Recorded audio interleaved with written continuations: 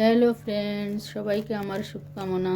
আমি লিপিকা। আজকে নতুন একটা ভিডিও তোমাদের সামনে নিয়ে আসলাম, বিহারি স্টাইলে শোল রেসিপি। তো এর ভিতরে কিছু শুকনো মশলা যেটা আমি মিক্সিতে দিয়ে পিষে নেব, সেগুলো হচ্ছে 2 চামচ সরিষা, 4-5 কাঁচা ঝাল, 2-3টে লাল ঝাল, 7-8 রসুন কোয়া, 1 টুকরো আদা।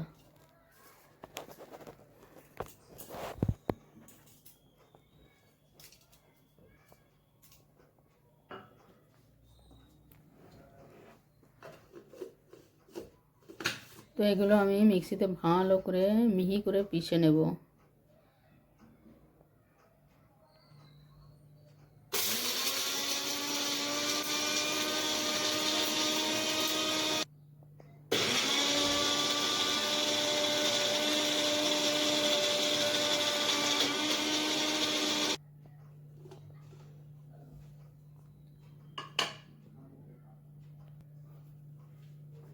তো এর ভিতরে আর কিছু গুঁড়ো মশলা আমি অ্যাড করব, যেমন হলদি 1/2 চামচ, কাশ্মীরি লাল ঝাল 1/2 চামচ, ধনিয়া 1/2 চামচ, জিরা 1/2 চামচ, আর লবণ পরিমাণ মতো। এগুলো ভালো করে মিশিয়ে নেব।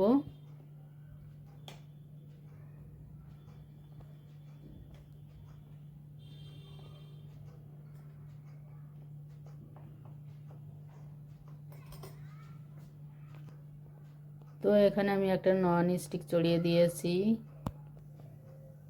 তেল সামান্য পরিমাণে নিয়েছি, আর তার ভিতরে 2-3 চুটকি জিরা ফোড়নের জন্য দিয়ে দিলাম।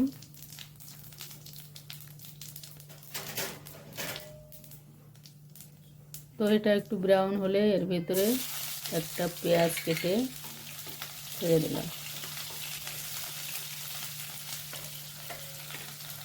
তো তেলটা যা মুখে না ছুটে লাগে এই জন্য একটু হাফ ঢাকা দিয়ে দিয়েছি। হাফ ঢাকা দেওয়া জরুরি, কেননা ছিটে উড়ে মোবাইলেও লাগতে পারে। তো পেঁয়াজটা আমার ব্রাউন হয়ে আছে, এর ভিতরে আমি যে মশলাটার পেস্ট করে রেখেছিলাম সেটা ঢেলে দিলাম।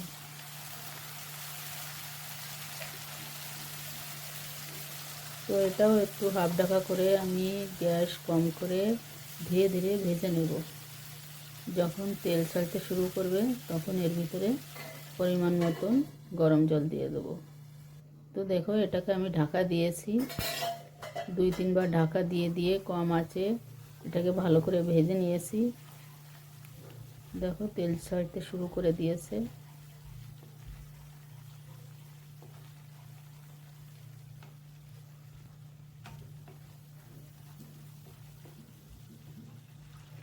তো এর ভিতরে আমি পরিমাণ মতন জল নিয়েছি, যতটুকু ঝোল রাখবে ততটুকুই জল দেবে এর ভিতরে।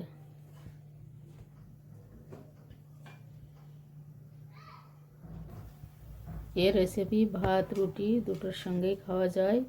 তো ঝোলটা ভালো করে ফুটে উঠেছে, এখন আমি এর ভিতরে মাছগুলো ছেড়ে দিলাম। তো একেও আমি 2-3 বার ঢেকে ঢেকে ভালো করে পাকিয়ে নেব। তো দেখো, এটাকে আমি 2-3 বার ভালো করে ঢেকে ঢেকে পাকিয়ে নিয়েছি।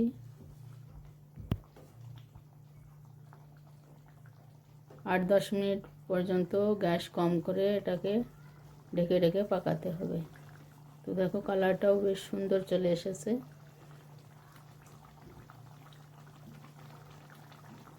তো আমার রেসিপি বানানো হয়ে গেছে, এখন আমি এটাকে একটা বর্তনে ঢেলে নেব। দেখো, কালারটা খুব সুন্দর এসেছে। তো আমার ভিডিওটা কেমন লাগলো অবশ্যই কমেন্ট করবে, লাইক করবে, শেয়ার করবে। ওকে, আবার আসবো অন্য ভিডিও নিয়ে।